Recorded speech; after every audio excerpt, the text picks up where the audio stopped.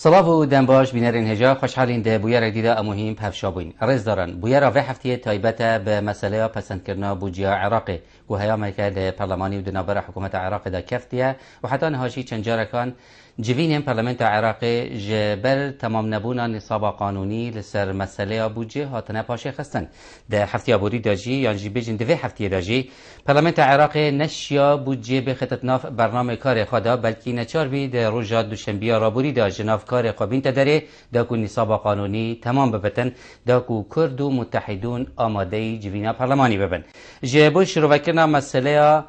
پسند کردن بودجه عراقی و هر وها او بن پیکارین دستوری کل عراق تین کردن و هر همان دم در روشانهای سیاسی عراقی جی رزدار پارزر آزاد عبدالحمید دوسکی جه سلیمانی گل مدایا کاکازاد دم باش زور سپاس که کریم دمت باش کاکازاد مدوی تشوی پسیاری دست بکم هولن داویه ین چرا سر کردن مسئله پسند کردن بودجه عراقی گهش نکیوه بله دست خوش که کریم یا دیاره که پرسا موازنه یا خود میزانیه ایکه جه پرسن هر گرنگ لعراق کو سالانه دبتا مشین بجین آریشر جه دنف کیانات سیاسی خود کتله نف پارلمانه دا عراق دا گلک جاران کو پروژه ناف پارلمانه و پیدوی به دربازبونه هیا امید بینین لدر و به توافقات السیاسی اتفاقات نکردن و پشتی هنگل پارلمان تتا درباز کردن و که هر پروژه قانونه کی کو پدوی به زورینه نها پرسا میزانی کل سالانه ایک گرده به شریانت یا خود حیات سیاسی به حکومت اتحادی و چه به حوالاتی آنجی بگره پریما کردستانه بداخ و نها امید بینین که کتله دولت قانون به سرکاتی نوری مالکی چند پرزگریگک بو پرسا بودجه درخستن از جوانجی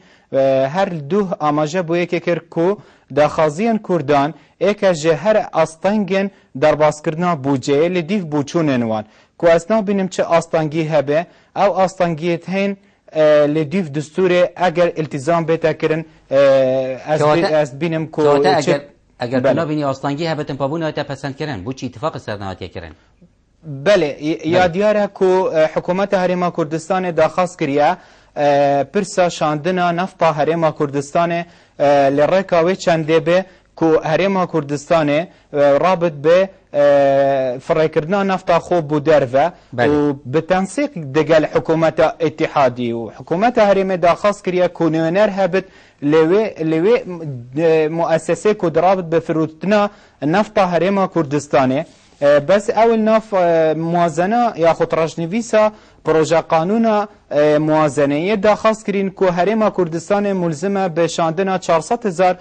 برمیلان لروژه کی دا و اگر هاتو هریما کردستان پیگیری به وی نسبت نکد اول لپشکا هریما کردستان که صدا حفده طبعا هو صاجينينا صدا حفدانينا چكي پشتي دركنا نفقات السيادي صدا 11 شم بجم بوينتاتا جبر هنده هرما كردستان داخواست كريا يگوتي ورن اوهن اندام بن او پاره بيتا فروشتن دل دف مدامينتو پريكا هنده كو هنجيم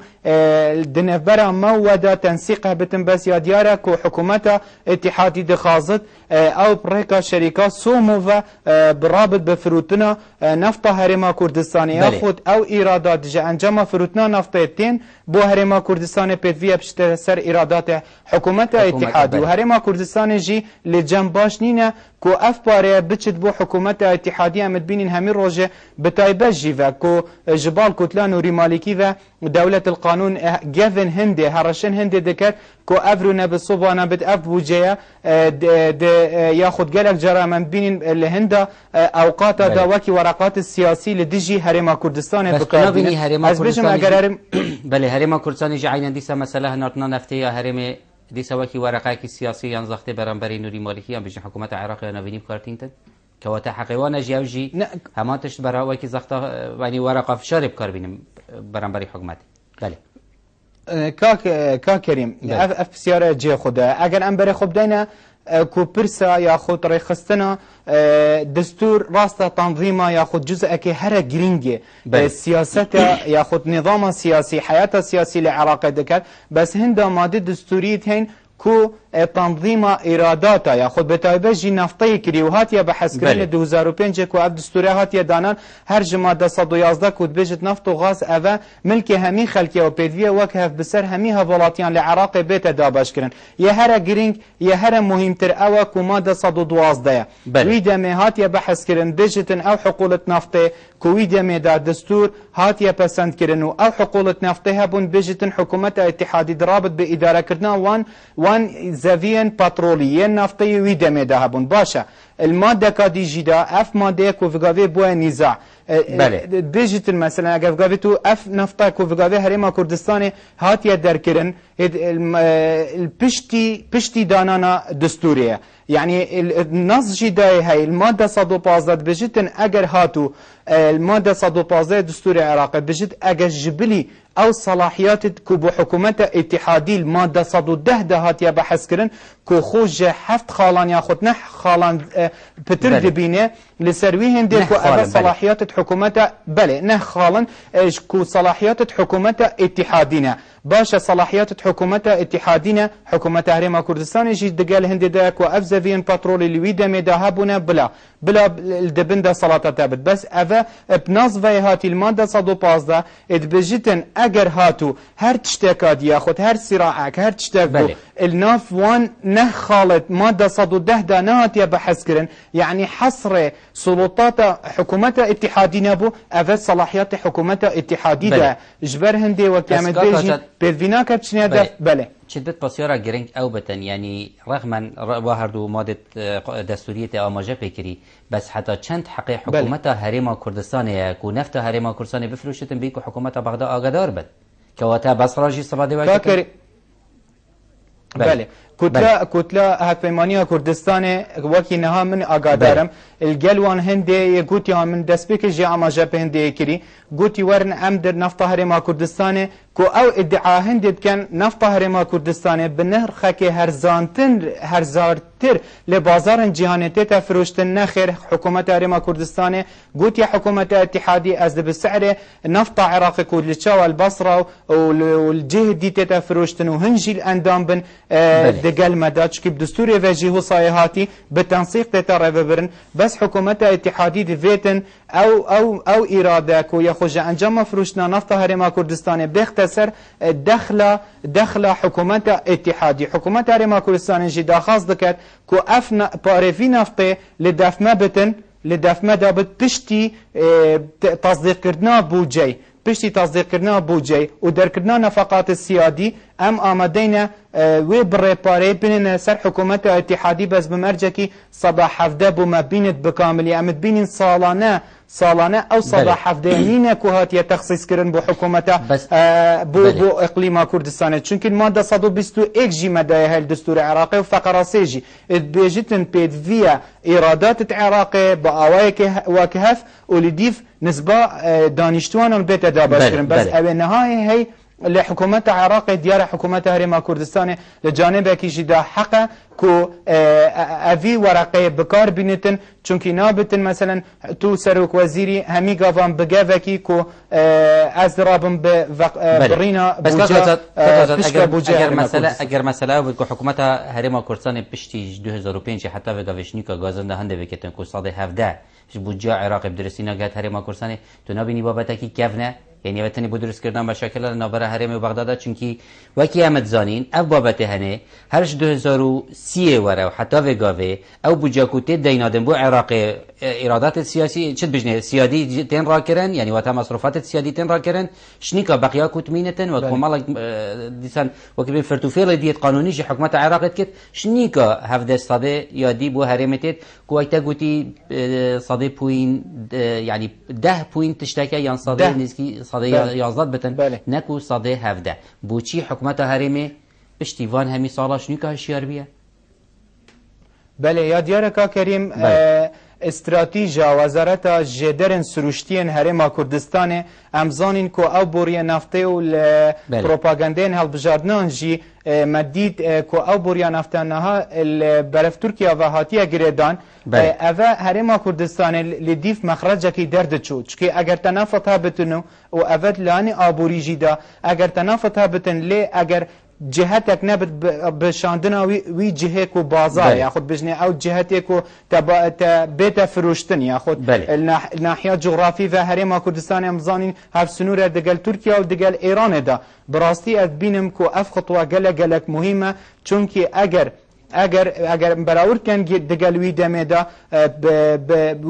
بوی آوای نها نبو کو نها امد بینین برکا تکنیکی و جیناردنا نفطه بوريكي و سهلتره برکا تنکران و یعنی وی دمه حکومت هرم کردستانی از بین موصا بخو استراتیژیکات بخود داینه امد بینین دوز گرینگی آوه و کرنا و بوریت چه داید تو بورده کو و پنگا و که بو سربخویا آبوری یعنی که بیشن پشتگیردان بخواه دم که دکان بین کارت باقی تریبیدن نمایه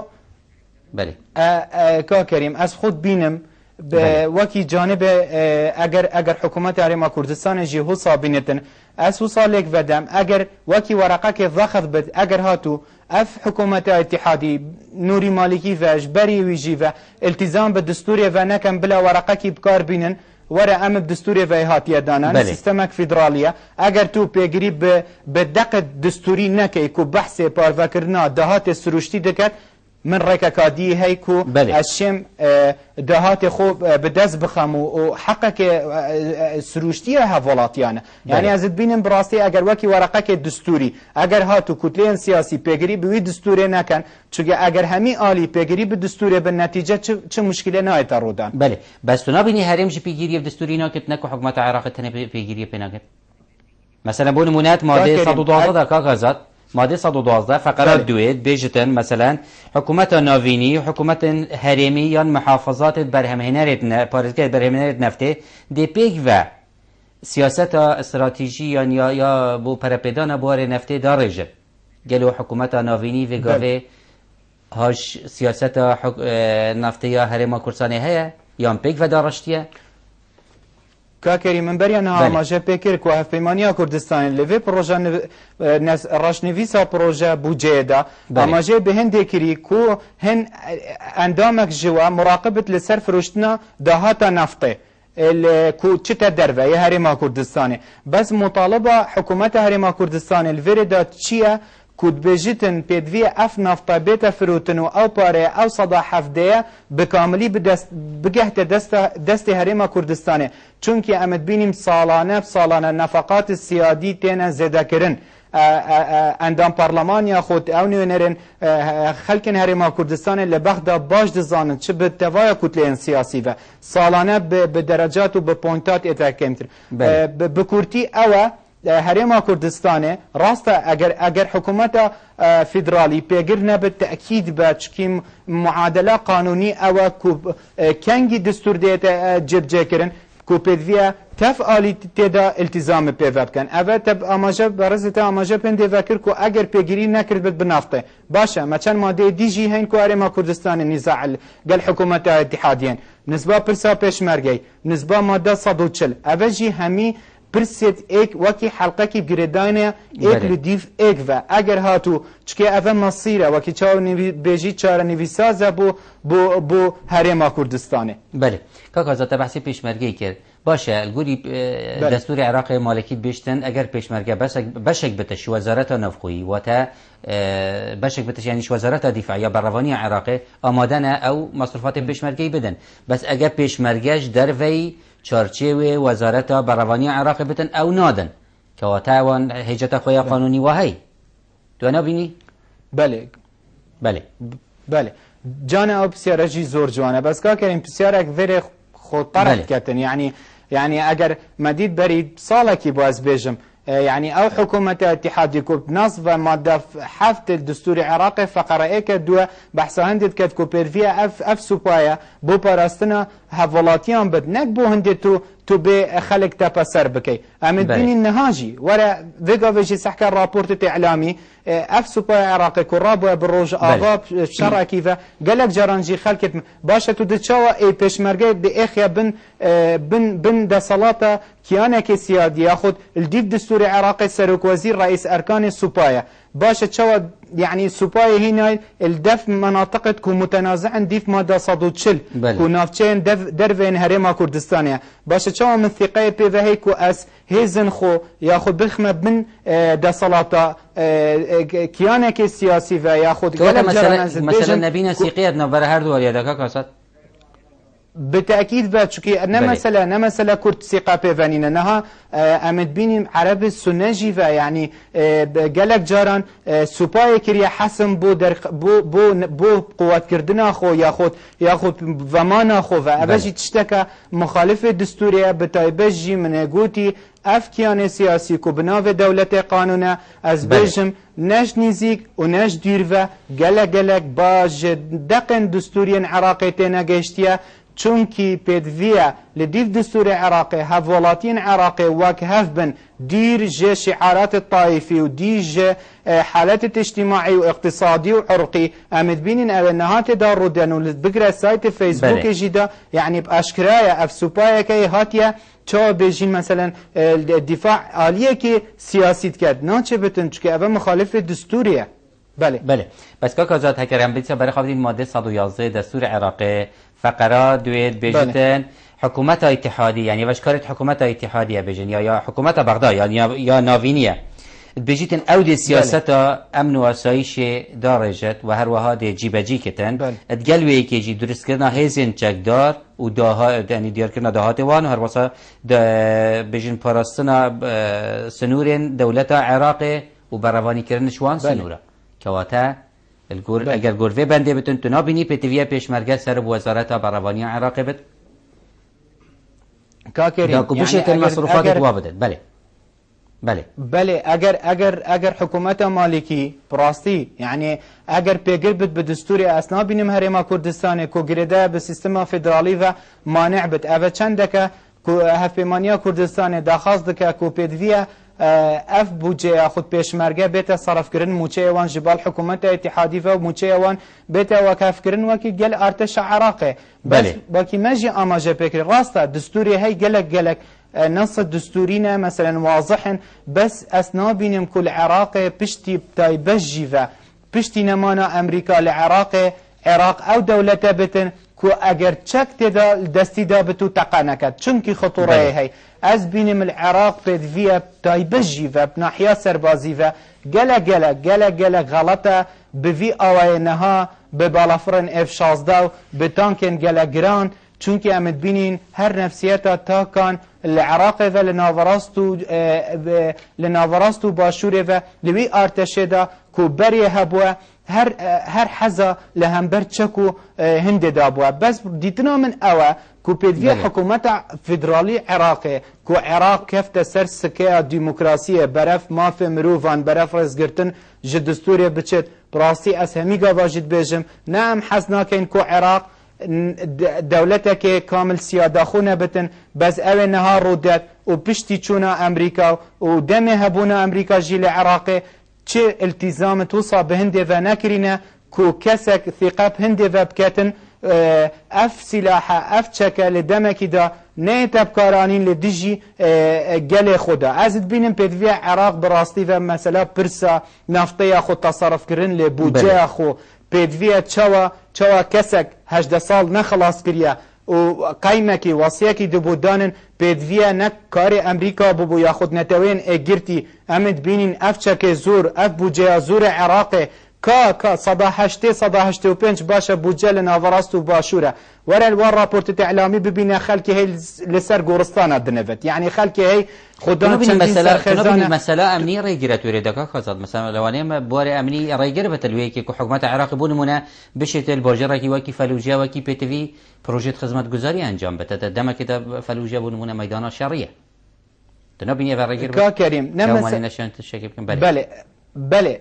اگر او هوکارک بتن شو هوکارک هندي و امد بين العراق و للرابورت الدزگه راگاندن و مؤسسات نفدالاتي تنا بحث كرن كوچا بوجه عراق تيتا بهدردان باور بك او انها قالك جران لديجي حكومه عراق تشكان رادكان يعني ما يديتين تقرير راگاندن و اجبر هاتيا خاپاندن جبال گروپا که تيرورستي و گنجا خنگرمه ناچه بتن اگر حكومه امد بين پاشا 2003 ورا حكومه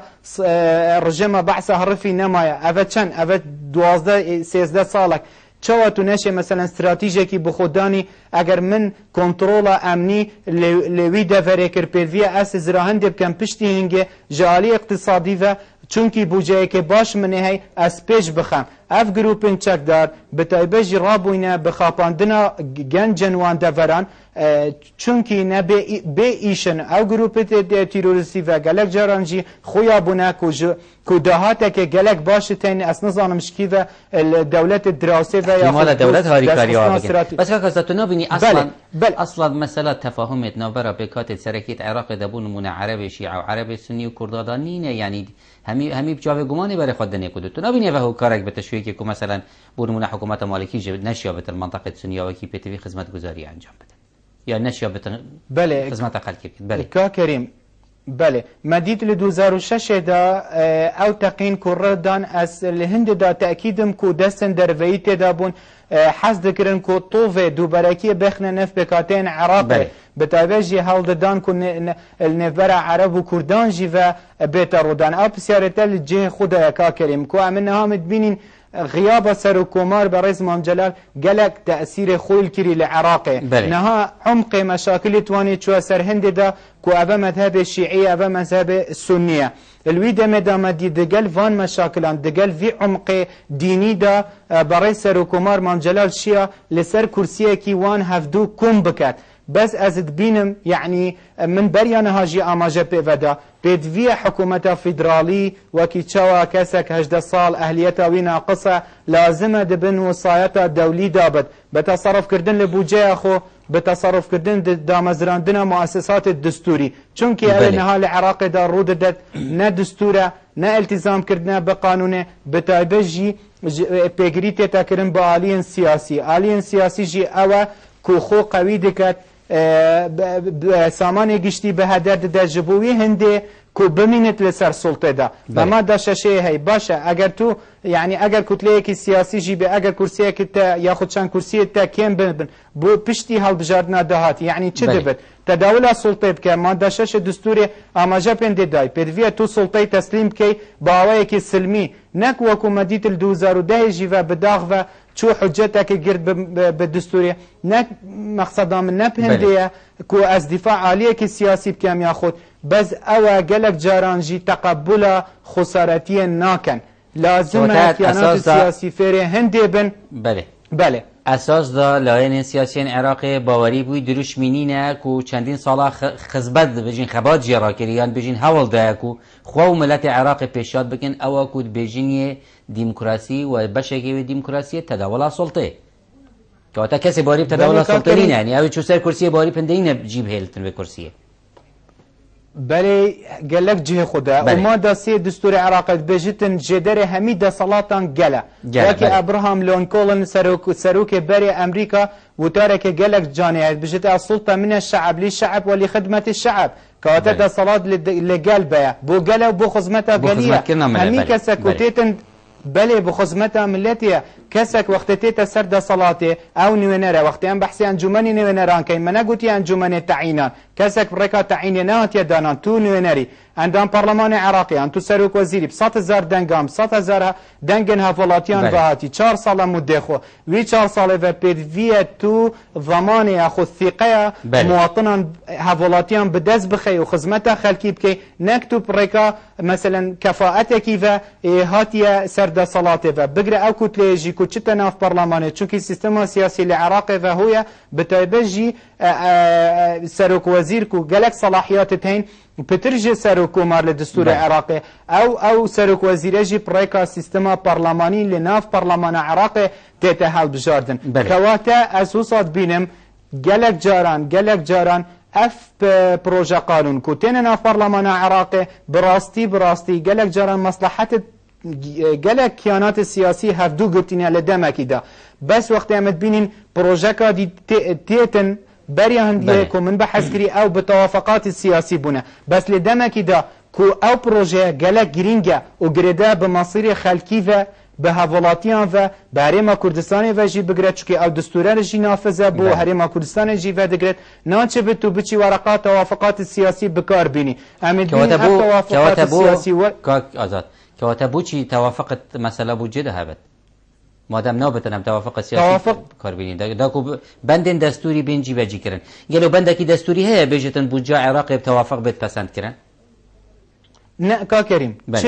چه اف بسیاره گلک جانا و دست خوشیاتت کم چه دقت دستوری ناف دستوری عراق دانینن کو بحثا هندت کتن توافقات السياسية عرفك اشي بجم عرفك لجم نباشه يعني وكي دابونريتك كو هرچه بروجا قانونك وكي راجنفيز بت ويدا ما راجنفيز بت دكوتين سياسي دين مناقشه كين كا من تشدفت ومن تشدفت باشه هزرا هندي ناكن خلق تشدفتن خلق اويد فيتن ناف دستوريه ننتو هاتي راستو نينري بس دستوري تطبيق بك يعني بريا هنجي تحلي هي الدستور اماجه هندي تابكت اگر دستور بونمونه بشت ايرادات العراق مثلا 1000 دينار 500 خلاص 500 دخل كي خو 500 جيكا بوتشيه ببروجاته يعني دياره بس اگر بيتو تو شروط تخسر من فرض كي وكي فيغافيل الموازنه ده بيجي والله از النفط هريما كردستان فروشمو وي باري دان ما سر باريا ميزانيه عامو بشي دركدنا نفقات السيادي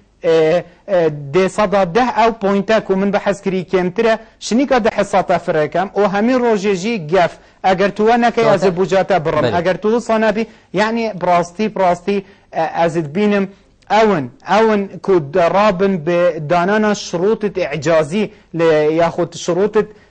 تشدجنا يعني يت جريداي بالتحقيق كردنا اگر تو من وابكي اجي دواكا شرط بجن 400,000 برمیل روزه که بو شرطی که اعجازیه يعني بو شرطی که گران بتاثر هرم کردستان کا کریم یا دیاره کو اف بسیاره من بريكا دازجيت راقدني ديتين دياره هرم كردستان يعني اگر الاليه التكنيكيه فنا آماده بتن هند بوچی بوریکا چیکری مباشره بوریکا چیکری مباشره شهرما کردستان چه سر دریای و ترکا ترکیه راوتت فروتنی بوچی نه آماده کا کریم از قلتما اگر حکومت هرما کردستان جی بلا 400,000 فرکتن اگر شیان جی دابتن بس باشه وی دهاته بو من فرکه پشتی در کردنا نفقات السيادي يعني ولا ميزانيه اگر بري خوب ده نزا چند لمكتب رئيس وزراء نزا چند مليار نزا بو مستشاره چندين مليون ما بينها بحث كر يعني اوجي او تشي بت ابواب تكافن بس كاكازات مثلا بول منافقه في حكومتها هرمي قالوا حكومتها هرمش لا دستوري و حق طلبوا هندي بكتين كوداهات نفط هرم كردستان بيت بو حكومتها هرم كردستان چند حق حكومتها هرمي بله كريم چكي بله کا کریم چکی ما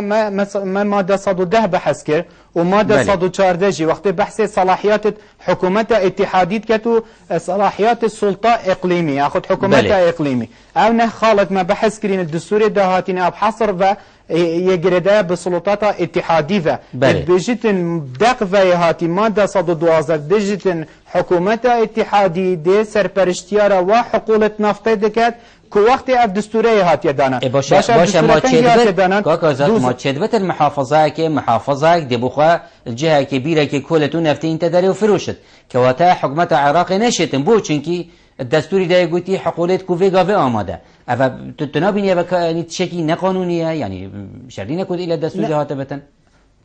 يعني تشو هر محافظه كي حقوي كي هبد نفط بين الدري وبفروشه البازار كي جهاني وداهات جيبوه بيتن اما چند يعني تشو قانونيه قالوا الولاطه كي افتش هي الدنيا هيداش بلي هرم كردستاني كا كريم المادة 112 بش التنسيق دقال حكومة إقليمي كو حكومة إقليمي أفضليتي هي إدارة كردنا وان بير النفطي كل بس نو بيجتن كاك آزاد همان مادة دا نو بيجتن حكومة إقليم بخوا داهاتي ورقرت مباشر يعني داهات لازم بتشتن بانكا مركزية عراقي بله دهات راسته بس باشه معنی اگر حکومت هرم کردستان من بری نهاجی آماجه پیکر آماده دهات فرایکت یه گوت یا نهاجی کو وقتی الناف کتلین سیاسی هفمانی کردستان آماجه پهنده ویکری کو آماده بس وکی من آماجه پیکری افوجه کل دیف آکنجی وجی بچی کو نسبه هر سه محافظات هرم کردستان حساب که او صدا حفده كون نسبة عدد السكاني تيتا بارفكرن تيتا دابشكرن بشتي در كدنا نفقات السيادي كيما جبر هندي حكومة هرما خو حكومة هرما كردستان يعني محافظات ديجي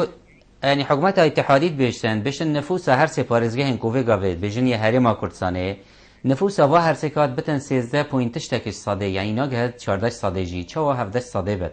يعني حكومات العراق احتمال ودي خواه بتن دما كده كوتش سر جميرينين يعني اثبات بكتن مثلا چند مليون کس الهرما کردستان جینش بلی و بطاقت ارزاقی يعني تنانات اعتماد كريا سر و بطاقه کوچت بتن او جينا لا هندرس بن يعني نا امار دقيق بن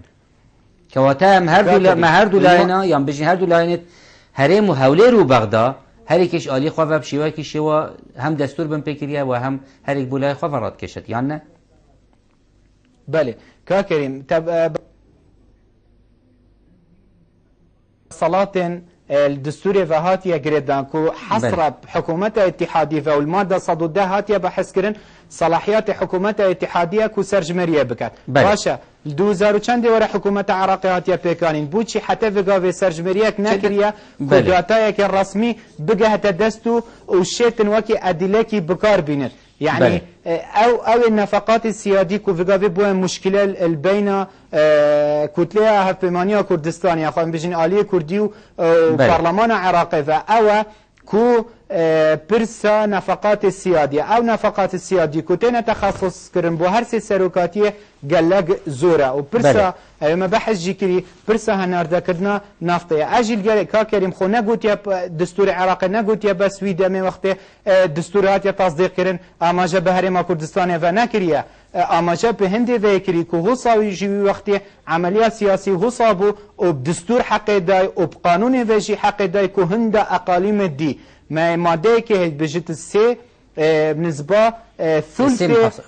مجلس محافظه شيت مطالبه اقاليم بكات ياخذ 10 دنگ در محافظه کی شين طلبه کی تقديم كم افنه هات تخصيص كرن كو حكومه هرما كردستان اف بوجاوي صباح هفده اف بوجيجي كو صباح هفده تقدير كرن وي وقتي دا حساب سرجمريه هات كرن اگر حكومه اتحادي نقد هي سر هندي كو نقد هي كو عدد سكاني هرما كردستان كما ورا و دستور ماده 110 صلاحيات تاعت دست نشان كرن ايكج صلاحيات تا او كتو احصاء اما جبك اگر تا احصاء كر بداتا رسمي البرتبو هرما كردستان نشيا ادلكي بيستر بخات دست بله كاكازات كواتا كي ريجرال برانبري پسند كرنا بودجه پشتی وقتی بجن نزدیکی نیف ساعت مناقشه که کی رای بیتناته هرما کردستان یا حکومت عراق عرقلا درست کرد دم که دا مالکی هرم تهمت بار کتب درست کردن رایگیری بو پسند کردن بودجه پارلمان عراق بله كاكرين بارزتا اماجه بتشتكي قالك مهم كده وازت قرين بوهنده التوافقات السياسي كو قالك جاران مهمه بس البرسكي وكو جريدا وكي تشا بجيم بدمار خلقي وكو ميزانيه ميزاني كونها يعني خلق معيشته وام جريدا متشخورن ياخذ بقرا لان تجاري جيفا همي بوجه دولته و جريدا ازت بينم التوافقات السياسي كو عرفك بويا عرف بدویناکت اگر تفعالی هاي فيمانيا كردستاني وجي بقرا بعالين كردي وجي بشيعة سنيان و اگر في دستور نکنه چتر لسر سرخو از بینم سال بصار ده پرزگری مازن تر کواتا او کو پیگیری 100% به دستور عراق دستوری نه کردن بله کاکازات وکی دیار دستوری چت بتن کشه سربن و تنالات بیشتر جی هندک لاین هبین کو درخواست کرد بود مونه پیدا چون هندک ماده دستوری ده بیت کردنه تایبتی جی سنیا یعنی گله تاکید سرندت کرد چت بتجبر هفرکی سیاسی یعنی که بیشتر تجبر توازنات سیاسی عراق ده حتی نه نشابن بکن چت بت اف بیت کردن بس من ما بس منها بودجه حکومت هنارتیا پارلمانی او بودجه البرلماني بيع عقله يعني دو سجرا كومبون البرلمان العراقي بواتنا باشي خسن اجبركو لاين كردي وكتلا متحدون آماده نبينه مثلا چنا برلماني كواتل فيري امتشين بيجين يعني او اخفتنا مالكي راستا كود بيجتن كرت رايگرن لهمبري بودجه وتنانا دي ساعت از بيجم افرو بيان دوهي دي ساعت درخوازش برلماني كري كو بزيترين دم بودجه پسند بكن چونكي مسألة قويت خلقي بيوا گريدايه كواتا كرت رايگرن بله نخير كاكريم كرت رايجرنينا الناف مسودة دا ناف بروجا بوجه ياخد براشنفيسا بوجه اما جا بهندي و ياخد آلين كردي و بقرا عرب السنة و جيفا دا خازا هندي بكرين لهمبر هر برميلة كنافطة كو بارزگهك بنيرت بارزت آماجه بهندی فکر بیانها کوچا چت بده هم محافظه کیف خرابتن بشاندنا نفته کا کریم گلک پارزگاه هبونه نفط جهات یا در اکشوان کرکوک مدید پشتی 2003 چه ویرانیک بو ناف دستور عراق 2005 جهاتی ویدمه کو افسر عجل بین کردان و حکومت اتحادی دا نبو بجد پیدوی میزانیه که خاص بیت تخصیص کرن کو او دفرن زنگین بنفطه و ویران بونه جبال حکومت بحث حرفی به هر نظبه بحث کری باشه نها داخاز دکن کرد و عرب سنه که با هر برمیله که نفته $5 بیتا کرن بیتا تخصیص کرن کتلا دولت قانون راضی نبوه پشتی هنگی راضی بوه نوری مالکی بگوتی از آماجه پیناکم لراش نویسا پروژه بودجه ده از بقراره که یه راضی بوی بدرکرنا قراره که جبال سروک وزیران ده که بلا از راضی ما بله كريم بس عفو اف نقطه بالك ضروره وقت قرار ام جدا بحث قرار بكين وبحث بروجه قانوني كي بكين چونكي الين دينش هند دترسن اف قرار قابل جبجه كدنه فانينا بس اگر وقت بروجه قانوني ده کاغذاتونا بینی مثلا مالکی دیگه دست کفت مثلا وقتی او قراره بدتن بخواد بوجه پروژه یا سایدا نبتن که وقت دست کته که بوی حزباوی بو مساله هل بجارتن عمل پیشی هل بجارتن پیشی منه بله تأكيد قالك جانب تداينا كريم يعني تو وقت $4 فرق بكي قال دولار كي برانبر برميل نفط متبين يكون بارزگاه تاني بله اول دومایی نزدیک به نظر برادر آماجه بود که از وقت که برنامه برای دومایی چه بس یک بسیارش تبکم گفتی تو جواب بدی باشه اگر حکومت عراق بودجه هرما کردستان ببرتن ددم کدال گور هندک احصاءات یان بجین هندک دیفچونه کومنت کرنا او نفتا هرم تنیرتن اگر روزی 400,000 برمیل اج بهنیرتن دبتن نزدیکی 14 تریلیون دینار وات کمترش 14 13 تریلیون کسر که کنه ویرامنه 13 تریلیون بله 13 تریلیون بله 13 تریلیون تشتاق بله او پاره کو عراق تنیتن 19 تریلیون واتا نزدیکی 6 تریلیون هشتا ده کرتی این تشوی بودجه کو عراق ده ترمه که واتا هرم هر فایده اگر وی نفته بدت عراق تنان تو دهاتی هرمی بدت عراقش كريم راس عجز الموازنه دارودت بس دانا اگر حکومت ارما کردستان جی استراتژیکی بخوب دانت دیرنی نشوان 400,000 برمیلان بگهنی تا میلیون برمیل روزکی بس امش بينا كين تركي جي كاكازا تركي جي قوتي بي حكم رازبونا حكومت عراق امنوها لنا بتشدري او تشاوا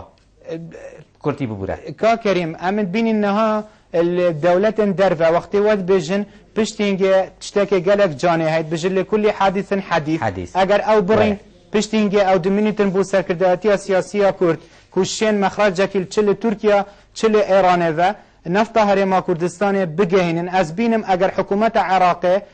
نفط بوجه هرما كردستان ببرد دي مفهوم سيستم سياسي لعراق ديتا جوهارتن نك هرما كردستان دبتنه داخازا بوجه كد داخازا قالك تشتدين كد كو از بينم پشتي هنگي آلين عربي دي قالك راضيبن بوجه هرما كردستان وب قرتن